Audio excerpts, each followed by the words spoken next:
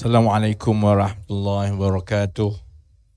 Selamat malam, Tacha Wang Seng Hao. Waalaikum. Alhamdulillah Rabbil Alamin. Wassalatu wassalamu ala ashrafil anbiya wal mursalin. Wa ala alihi wa sahbihi ajma'in. Rabbi shrah li sadri. Wa yassir li amri wa hlul uqdatan min lisani yafqahu qawli. Saudara Haziq, sahabat-sahabat yang hadir, saudara-saudari yang ada di depan dan yang duduk dekat apartmen kat sebelah ni yang terpaksa dengar ceramah ni, speaker satu padang dengar ni. Kita dah mula hujan rintik-rintik dan kita kena biasakan diri kerana nampaknya pilihan raya akan dibuat dalam tempoh yang dekat lah. Maksudnya dalam sebulan daripada sekarang, 5 minggu daripada sekarang. Besar kemungkinan macam ini yang kita akan masuk mengundi. Saya pun tak fikir Zaid Hamidi dengan UMNO fikir panjang. Dia fikir kes dia akhir bulan November, awal Disember. Jadi pilihan raya mesti dibuat secepat mungkin. Sedangkan kalau ikut ramalan cuaca, kawasan dan negeri-negeri yang paling terkesan kalau berlaku banjir, satu, banjir diramalkan lebih teruk tahun ini. Kedua, negeri-negeri yang dijangkakan akan mendapat banjir yang lebih teruk dan parah ialah negeri-negeri di pantai timur. Di Kelantan, di Terengganu, sebahagian daripada Kedah, sebahagian daripada Pahang. Jadi ini adalah kawasan-kawasan yang hampir semua 100% Melayu. Dan saya orang Terengganu, orang Pantai Timur. Banjir ni kalau daripada tahun 2014 lagi, kalau dia datang, dia bukan tenggelam dekat sini. Saya ingat dulu tahun 2014, 2015, lepas 1-2 tahun banjir yang teruk di Kelantan dengan Terengganu, masuk bulan 10, bulan November, kalau pergi di setengah tempat di Kelantan dan Terengganu, mereka akan ikat sofa, peti ais semua dia akan ikat di bumbung. Sebab dia dah sampai paras kepala. Soal selamatkan nyawa tu satu hal, soal selamatkan harta benda. Tapi saya tak fikir Zaid Hamidi fikir semua ni lah. Hari ni saya tengok sidang media dia lepas perhimpunan UMNO tadi. Saya tengok dia macam dapat bunga. Dia punya seronok tu yang akan diadakan pilihan raya dengan cepat. Jadi saya tak tahu ada pimpinan UMNO ni belajar daripada kesilapan yang dia dah buat tahun 2018. 2018 dulu, daripada awal saya sebut bahawa kalau buat pilihan raya dan UMNO tidak selesaikan skandal 1MDB, UMNO tak ambil tindakan terhadap Datuk Seri Najib, atau kalau pun tak boleh buang Najib lah, paling sikit sebab wang rakyat banyak kena curi. Saya dah beritahu dekat Ahmad Maslan, saya sebut, dekat Noh Omar saya sebut, dalam forum saya sebut. Dia tak percaya, dia kata dia cukup yakin kalau panggil pilihan raya, dia dapat undi 2/3. Dia akan dapat kawal kerajaan 2/3, Selangor jatuh, Pulau Pinang jatuh. Akhirnya yang jatuh UMNO Barisan Nasional lepas 4 tahun. Dulu awal-awal dulu kita kata kalau menang saja kita nak ambil dia pakai trak ni lah, nak pergi hantar ke penjara. Tapi ialah ada undang-undang, proses dia panjang, sekejap Najib demam, sekejap peguam dia demam, macam-macam demam. Akhirnya ambil masa 4 tahun, sekarang tak payah, tak sempat kita pakai trak ni. Najib masuk dulu ke penjara Kajang. Sebab itu tak apa. Zahid berkeras, UMNO berkeras, dia nak panggil pilihan raya dalam keadaan hujan, dalam keadaan bencana, dalam keadaan harga barang naik, dalam keadaan ekonomi merudum, mata wang paling teruk dalam sejarah. Dia tetap juga nak panggil pilihan raya sebab dia yakin kononnya rakyat Malaysia ni bodoh. Dia rasa buat macam mana pun orang Melayu terutamanya ni akan tetap sayang dekat UMNO. Betul lah macam Tuan Mahathir kata, orang Melayu mudah lupa. Cuma beza dia apa dia? Melayu yang mudah lupa ni duduk dalam UMNO je. Melayu yang panjang akal dan ingatan kita semua tak duduk dalam UMNO. Dalam UMNO saja dia lupa rakyat pernah hukum dia tahun 2018. Dia lupa bahawa rakyat cerdik. Dia lupa bahawa rakyat tahu prestasi ekonomi yang ada sekarang ni teruk.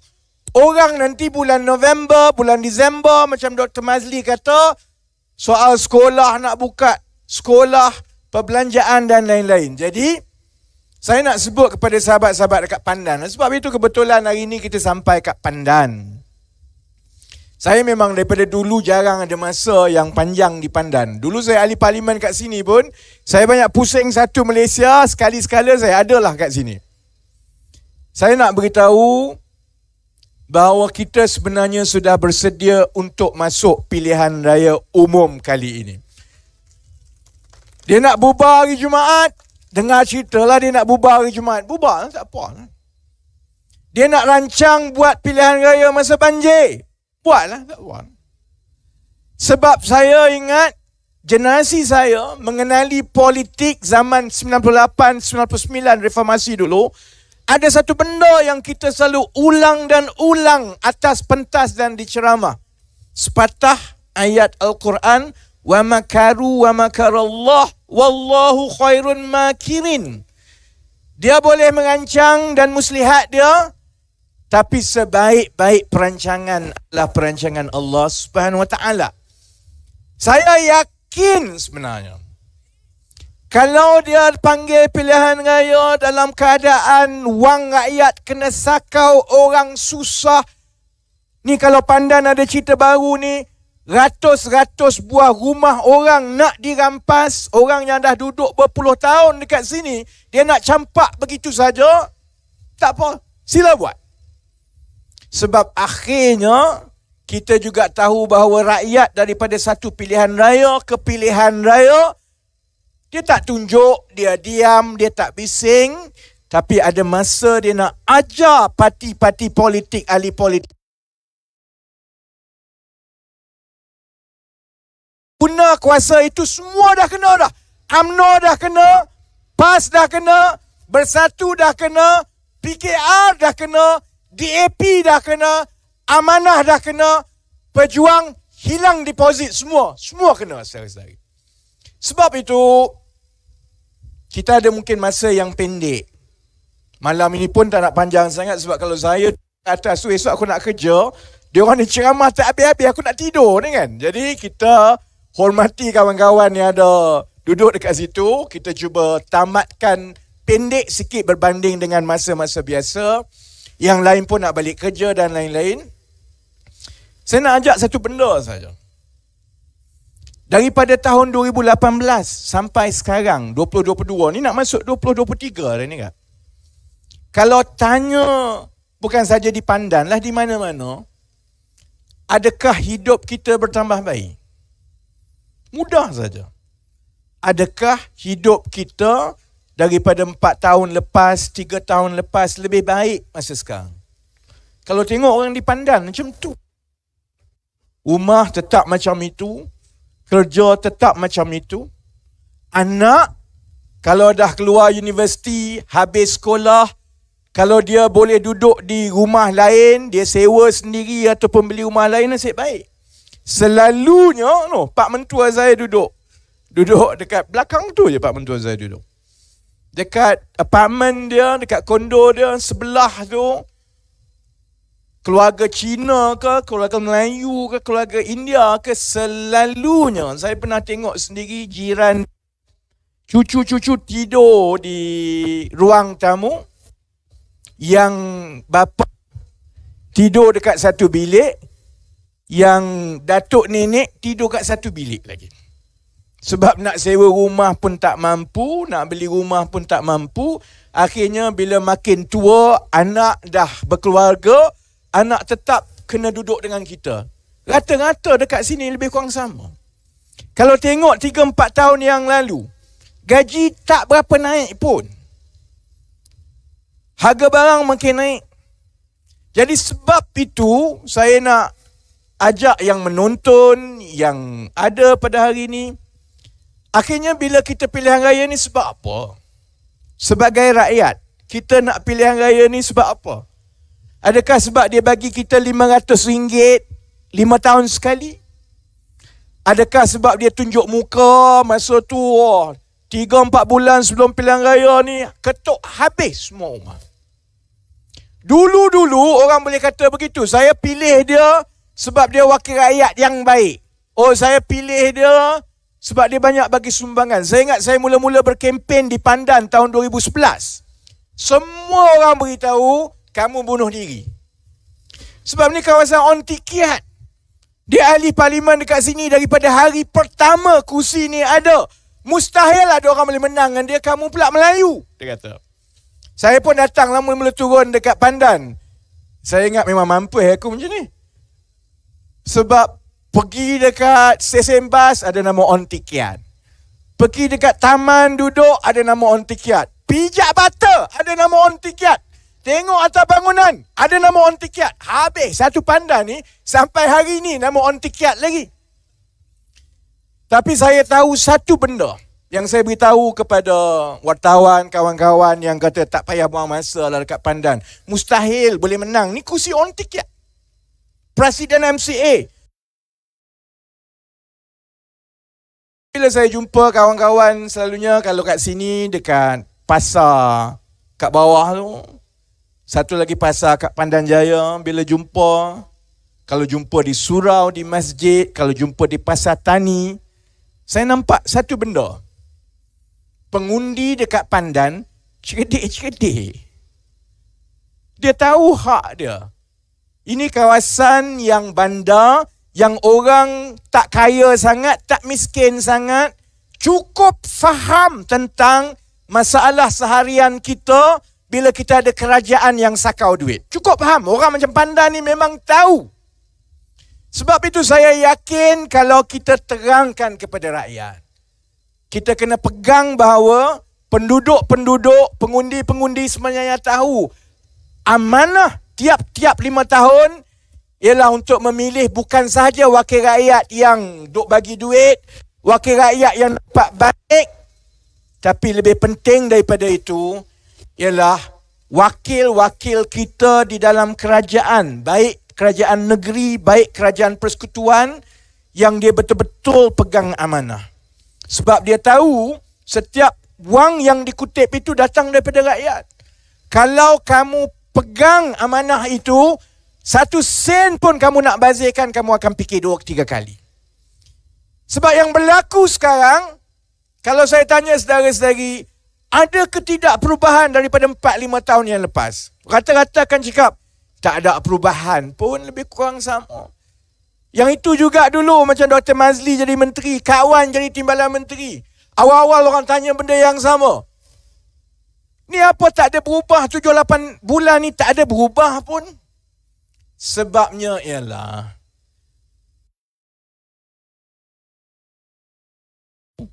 makin teruk ditakbir dari 1 tahun ke 1 tahun, hutang makin tinggi, bawalah siapa pun lepas itu, akhirnya untuk membaiki balik keadaan itu makin teruk. Saya bagi contoh yang hari ini saya buka satu lagi skandal, saudara-saudari. Kat sini ramai pesara tentera. Nu kat belakang tu saya ingat dekat Taman Kencana, ramai orang tentera yang dulu pesara-pesara. Kita dah tahu. Kita nak buat kapal dulu. Nak buat kapal, nak tempah 6 biji kapal. Tempah 6 biji kapal, tiba-tiba lepas lebih kurang 10 tahun, 1 kapal pun tak ada. Duit dah habis semua dah ni. Kalau kita buat rumah, contohnya makcik-makcik buat rumah dekat sini dah. Pinjaman bank dah ambil dah ni, 200,000, 300,000 nak baiki rumah. Tunggu, duit pinjaman tinggal 20,000 lagi, atap pun tak ada lagi. Ni musim banjir ni basah kuyup korang semua. Panggillah kontraktor. Kenapa ni dah 4-5 tahun ni rumah aku tak siap-siap. Duit kau minta aku duk bayar. Kenapa rumah tak siap lagi? Kontraktor kata, jap no, saya panggil kontraktor seorang lagi. Dia panggil kontraktor seorang lagi. Kontraktor tu kata, tunggu jap. Saya panggil, yang kontraktor seorang lagi tu kat Taman Cahaya. Dia panggil pula kontraktor daripada Taman Seraya. Kat belakang tu panggil seorang lagi. Dah ketiga kontraktor lah. Kontraktor tu panggil, dia kata, sabar sekejap, saya kena tanya kontraktor sebenar saya. Dia pun panggil siapa tu? Bangladesh. Kalau lah pakcik-makcik tahu, celaka betul. Aku bagi kau 300,000 tak?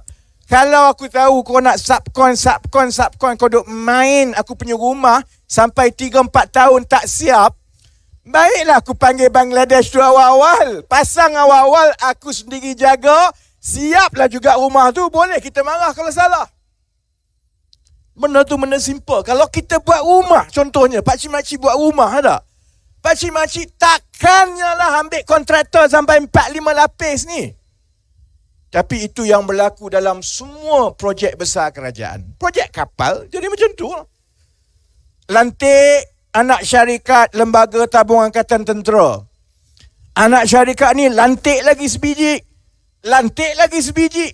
Yang ini lantik berapa biji pun tak tahu dah. Duit dah habis semua dah. Bila saya buat pising, saya tunjukkan satu-satu. Baru 2-3 hari lepas, Hishamuddin dengan muka selam bedek je beritahu, oh kita dah pecat subkon tu. Celaka, duit dah 6 bilion habis. Memanglah boleh pecat. Dia dah sakau 6 bilion duit. Dah ke mana semua? Dia dah balik ke Australia, dia dah balik ke Jerman, dah kaya raya semua. Sekarang baru nak kata, oh sebenarnya kita dah pecat subkon ni. Yang kau bodoh pakai subkon awal-awal tu sebab apa? Sebabnya mudah sekali. Kalau kita ada kerajaan, orang penting, yang bila dia dapat jadi menteri ke, dia dapat jadi wakil rakyat ke, dia tak fikir dah ni orang kat bawah nak beli sayur mahal apa, dia tak fikir dah. Dia fikir, tak apa, 5 tahun sekali, 3 bulan sebelum pilihan raya aku pergi tunjuk senyum. Dia orang dah pernah kena macam tu. Dulu aku buat, dia undi aku, kali ni aku buat, mesti undi lagi. Jadi dia jadi menteri ke, dia jadi, aku mungkin ada peluang ni sekali seumur hidup je. Jadi sebab itu aku mesti dapat projek besar. Kerja dia fikir, duk dengar, okey, kerajaan nak buat apa ni? Nak senjata. Kerajaan, askar, senjata dah lama, kapal tak ada, meriam tak ada. Dia pun fikir, tak apa boleh beli, tapi beli melalui aku. Dia jadi subkon.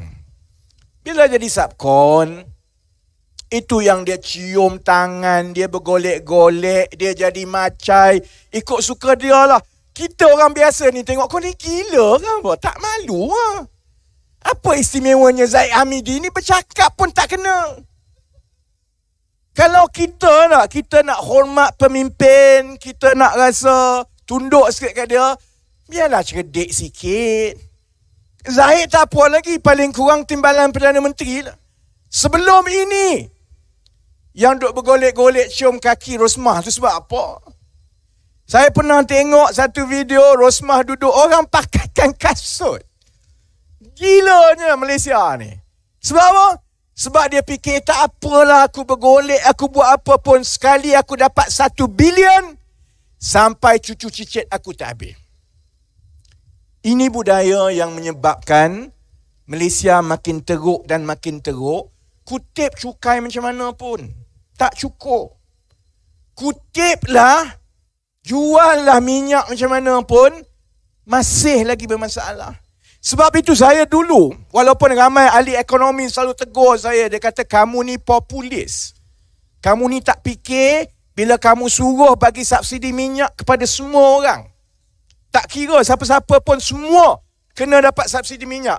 Bila saya kata subsidi makanan, subsidi minyak masak, semua kena bagi ke rakyat ni, dia kata kamu ni sebenarnya tak cerdik kerana bila kita bagi subsidi kepada orang biasa, dia tak reti kawal penggunaan minyak dia. Sebab minyak murah jadi, maka dia akan guna minyak banyak-banyak.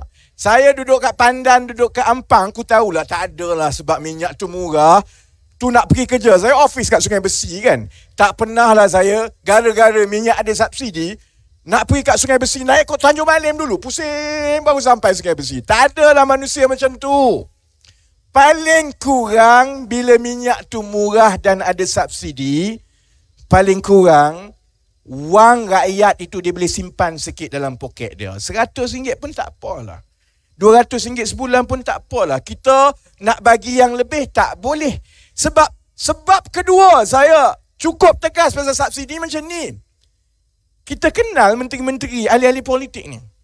Kalau subsidi itu ditarik balik, wang negara banyak, dia macam betul-betul macam monyet dapat bunga. Tiap-tiap hari dia fikir dia nak buat projek apa. Kapal dah ada, helikopter dah ada orang ambil, meriam dah orang ambil. Silap-silap hari, apa lagi yang tak ada dekat Malaysia ni? Persenjataan. Puting tu pun dia dah ambil. Silap-silap hari lepas ini, dia akan tempah kereta-kereta kebal untuk lalu berkawal di Pandan ni. Pakcik-makcik keluar nak pergi pasar, tengok kereta kebal. Sebab apa? Keperluan pertahanan. Kalau duit lebih dalam poket dia, dalam keadaan kerajaan, orang-orang politik yang kita ada, sistem yang kita ada ini masih belum cukup ketat untuk kita tangkap dan humban semua orang yang sakau duit rakyat ini. Duit lebih je, ahli politik dapat idea. Lebih je, ahli politik dapat idea. Sebab itu saya daripada awal, saya bukan tak reti mengaji ekonomi.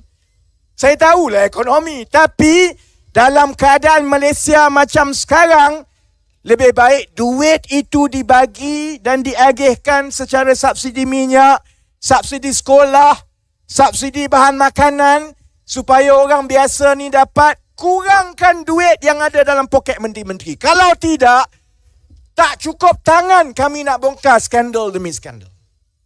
Itu yang berlaku hari ini. Saya tunggu, saya tahu lama, 4-5 bulan, aku tunggu je. Zahid ni, dia cukup yakin masuk pilihan raya, orang akan undi dia. Saya duk tengok sebenarnya, ada peralihan undi di kalangan orang Melayu yang cukup jelas sebenarnya. Kami tak macam UMNO Barisan Nasional. Dia berkempen, UMNO ke PAS ke, dia panggil dalam Dewan Besar dia, dia kerah satu Malaysia. Lepas tu belum Zahid cakap apa-apa lagi, dia dah menangis dah. Orang UMNO dah menangis dah. Zahid keluar air mata sikit, sedih pasal Najib masuk penjara, Rosmah ni melalak meraung orang UMNO kat depan tu. Itu cara dia berkempen. Akhirnya dia tak faham sebenarnya apa yang berlaku kat bawah. Sebab tu saya beritahu dengan terak kawan-kawan pimpinan semua, kamu kena turun bawah, jumpa, cakap dengan orang. Orang kata tak ada sokongan, biarlah orang kata ada 10 orang pun kamu cakap. Kerana kita tak boleh terpisah daripada denyut nadi rakyat biasa kat bawah ni. Beza keadilan dengan UMNO PAS. Bila dia berkumpul sama dia, dia rasa seronok kuat sama dia, dia tak sedar sebenarnya di bawah ini, dalam 4-5 bulan yang lepas, lari daripada UMNO Barisan Nasional. Dia cukup yakin Melayu sampai 50% undi dia. Angka yang kita dapat, perjumpaan kita, percakapan kita dengan orang ramai tidak menunjukkan begitu. Sebab itu saya simpan satu skandal untuk tembak dia. Banyak-banyak skandal untuk tembak, saya simpan skandal meriam untuk tembak dia. Saya simpan, memang saya simpan. Saya dah ada lama, 4-5 bulan. Aku tunggu je. Nak sangat pilihan raya kan? Cerita meriam ni mudah. Pakcik-makcik akan dengar adik-adik, tunggu esok, lusa, minggu depan. Memang pakcik-makcik akan maki juga. Sebab dia menjadi-jadi, melampaui batas. Tentera kita, tentera darat, dah lama. Yalah, meriam dia dah lama. Meriam ni, yalah, dia bukan macam meriam buluh masa raya. Ni meriam betul punya tak? Meriam ini kekuatannya diukur dengan dua cara. Satu ialah kekuatan tembakan meriam itu jauh mana pergi. 10 kilometer ke, 15 kilometer ke, tembak, dia boleh tembak tipu ke. Tembakan, kuasa tembakan dia. Meriam yang kita ada ni sekarang ini untuk tentera darat kita, meriam lama. Kalau masuk perang, macam ni lah masuk perang tak? Ada orang kat depan tu tak? Kalau dia lastik saya, kena kat dahi saya. Saya lastik dia, kena kat Dr. Mazli. Macam tu lah.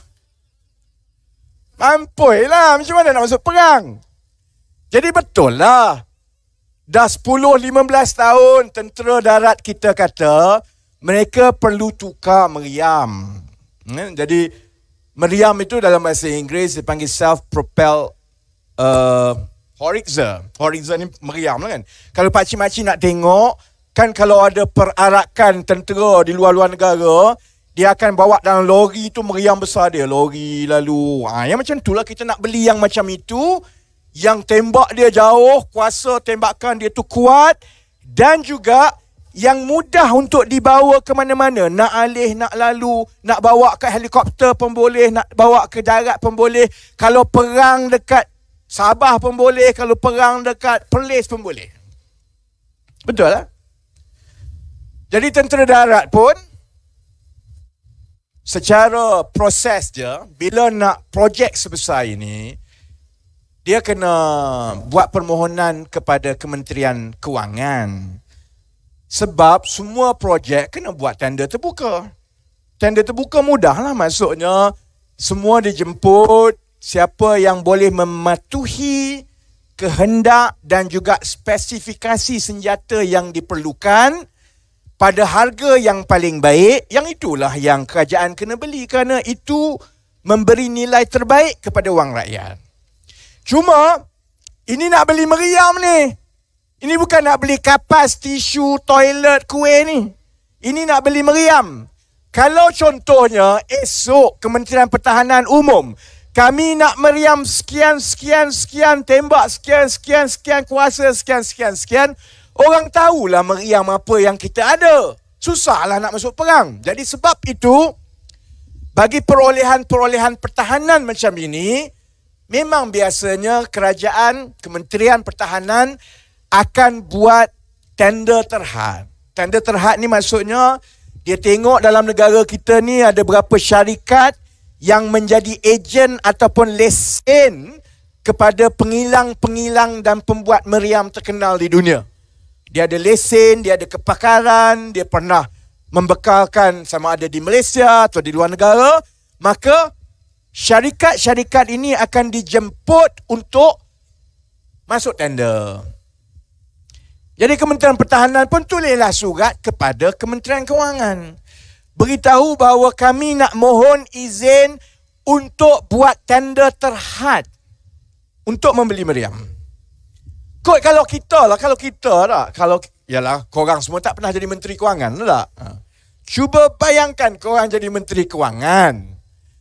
Dan kalau jadi Menteri Kewangan ni, korang nak jaga duit rakyat betul-betul ni, sebab takut nak jawab dalam kubur ni tak? Kalau kita ada Kementerian Pertahanan minta izin untuk buat tender terhad, sudah tentulah kita suka hati. Maknanya, walaupun susah, walaupun nak beli meriam ini bukan macam nak beli kemah, mereka sanggup melalui proses buat tender terhad. Ding-dong punya ding-dong. Akhirnya jawapan daripada Kementerian Pertahanan, hantar surat kepada Kementerian Kewangan, hantar surat kepada Kementerian Pertahanan, minta maaf, permohonan kamu untuk buat tender terhad ditolak. Kami dengan ini mengarahkan kamu untuk membeli meriam-meriam artileri ini secara anugerah terus kepada satu syarikat bernama MA Analytics secara rundingan terus. Tak kisahlah itu satu hal tu yang bagi rundingan terus tu pakai award dia.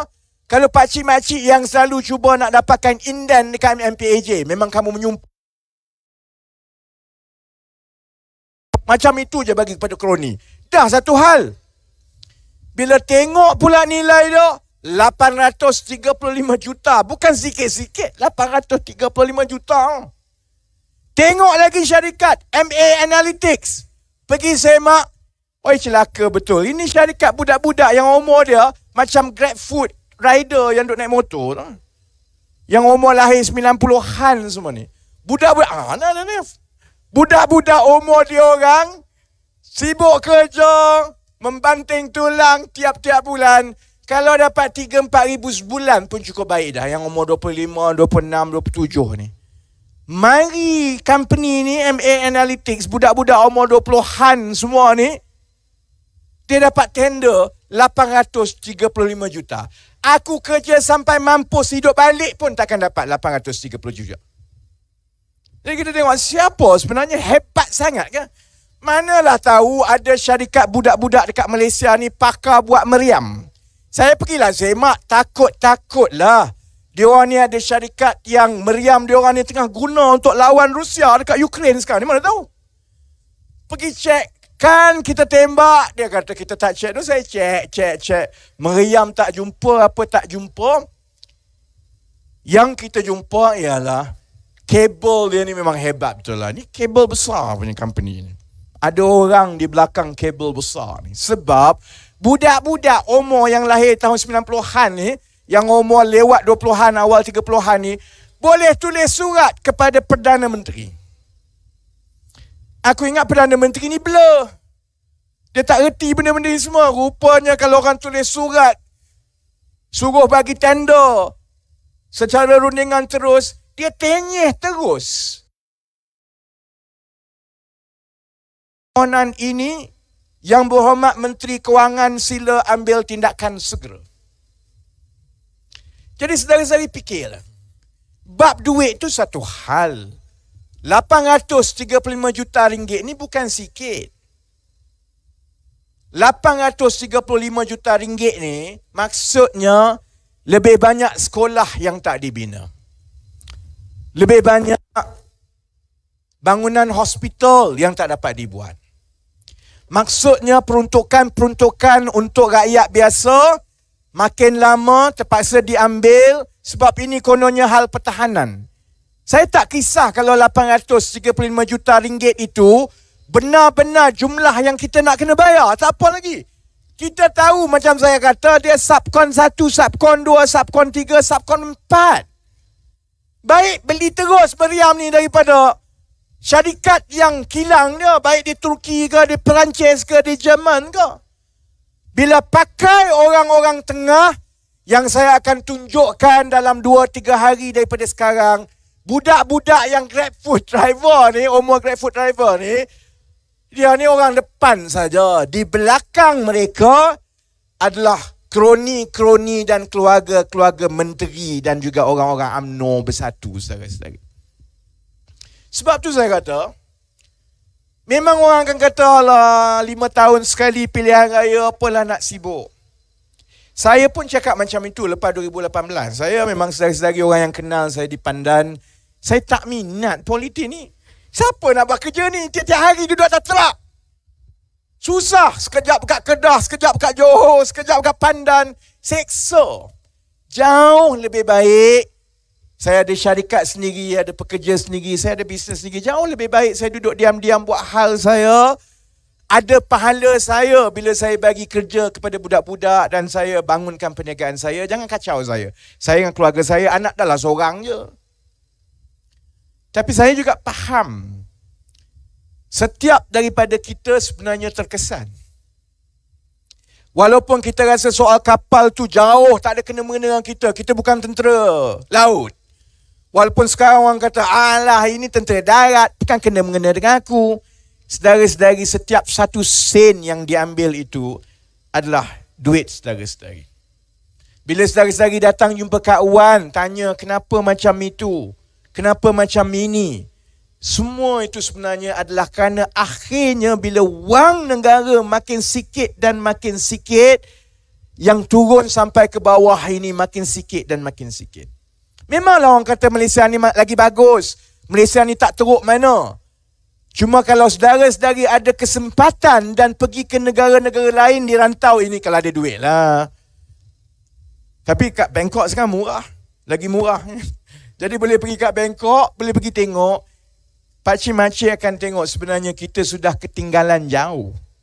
Keadaan dia lebih baik, bangunan dia lebih baik, kerja dia lebih baik. Barang, harga, perkhidmatan semua jauh lagi murah.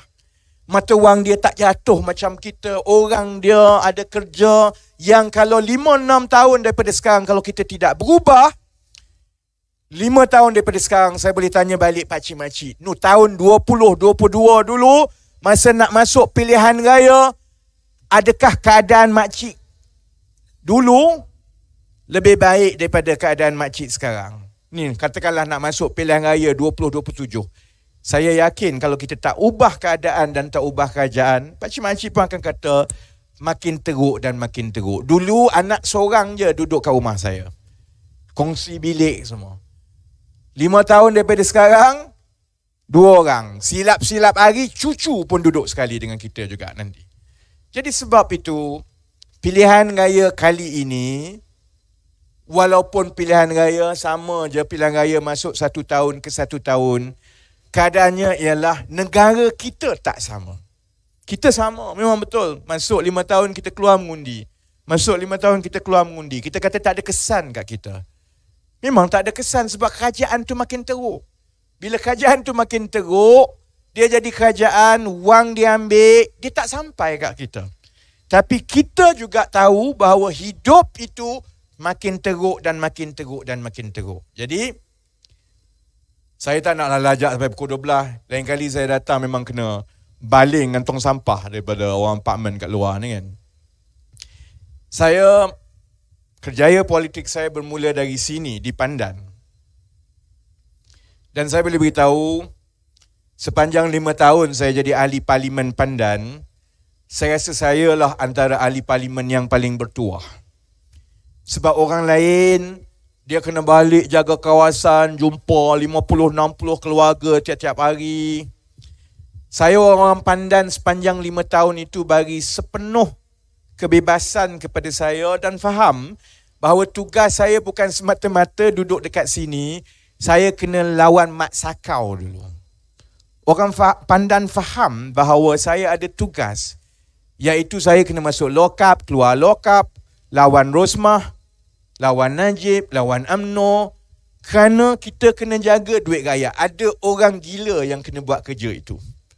Jadi sebab itu saya rasa cukup bertuah. Pandan memang baik-baik. InsyaAllah saudara-saudari, walaupun Pandan kini adalah kursi nombor 1 PKR tau. Dalam semua senarai kursi PKR, paling atas sekali dari segi majoriti dan kekuatan sokongan, nombor 1 seantero alam ialah Pandan. Saya harap kita boleh teruskan yang itu, kerana macam saya sebut, selalunya banyak perubahan-perubahan ini boleh berlaku di Pandan. Bermula dari Pandan. Kalau dalam pilihan raya yang lepas, orang Pandan telah memilih timbalan Perdana Menteri Wanita yang pertama dalam sejarah negara kita, saya harap kali ini seluruh orang Pandan kita turun ramai-ramai sekali lagi supaya kita mencipta sejarah. Pandan menyumbang 1 lagi kerusi yang membolehkan kita ada Perdana Menteri dari Pakatan Harapan yang benar-benar, yang pertama sekali, Datuk Seri Anwar Ibrahim. Kalau dia jadi Perdana Menteri, kalau kita menang, saya akan minta dia dan saya akan seret dia untuk jumpa orang Pandan. Kita buat kenduri kesyukuran dekat Padang ini, insyaAllah kalau ada masa. Cuma sekarang saya juga minta izin supaya orang-orang kawan-kawan dekat Pandan faham bahawa kalau pilihan raya 1 bulan daripada sekarang, saya tak cukup tangan dan tak cukup kaki nak rawat satu Malaysia. Saya ada lebih kurang 20-30 lagi kerusi parlimen yang saya tak pergi, yang saya kena kempen, yang saya kena tolong. saya harap kalau saya mungkin tidak berada sebanyak kawan-kawan lain bila mereka bertanding, saya harap kawan-kawan dekat Pandan faham bahawa tak cukup untuk PKR menang di Pandan saja. Kita perlu menang Putrajaya, kita perlu menang di kawasan-kawasan luar, kita perlu menang di kawasan luar bandar. Kerana hanya dengan menukar kerajaan, kita boleh bentuk balik masa depan negara kita ini, kembalikan kepada rakyat.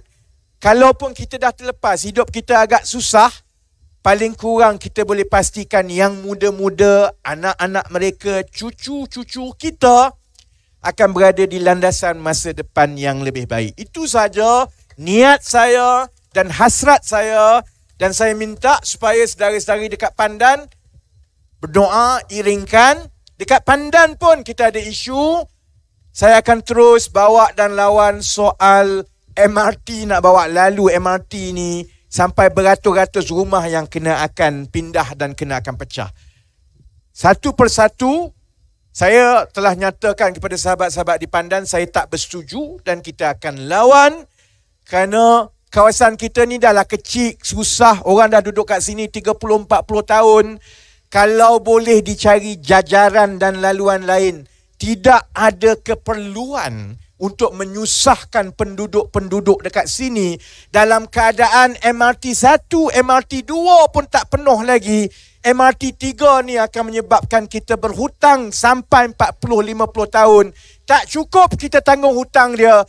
Kalau dia ikut jajaran seperti yang dicadangkan, beratus-ratus rumah dekat sini yang akan kena robohkan. InsyaAllah satu persatu, saya memang tak cukup tangan. Tapi insyaAllah, macam orang pantun orang dulu kata, Pulau Pandan jauh ke tengah, Gunung Daik bercabang 3. Hancur badan dikandung tanah, budi yang baik dikenang jua. Budi saudara-saudari kepada PKR, kepada saya, kepada kawan, kita takkan ingat dan mempertahankan rumah saudara-saudari, mempertahankan kawasan kita ini adalah tanggungjawab mana-mana wakil rakyat yang akan terpilih bagi kawasan Pandan. Jadi, cantik, kira 9 minit sebelum pukul 12, kira minta maaf yang nak tidur. Saya tutup begini. Saya akan kembali lagi, jumpa lagi. Mana yang perlu kita buat, kita buat. Cuma saya tengok orang Pandan ni macam lesu dan letih sangat. Masalah dia sebab bila kawasan ini kawasan kuat PKR, jadi dia memang lesu dan lemah sikit lah sebab yalah, PAS dengan UMNO lagi lesu kat sini tak? Jadi kita tutup begini. Saya sebut ayuh, saya nak saudara-saudari semua sambut dengan Malaysia. Boleh? Okey, lepas tu kita boleh balik. Okey. Saya sebut ayuh, sambut dengan Malaysia. Ayuh! Ayuh! Ayuh! Terima kasih. Sese. Nandri Vanakam. Walaupun hari Selasa esok bekerja, kita jumpa lagi. Wabillahi taufiq wal hidayah. Wassalamualaikum warahmatullahi wabarakatuh.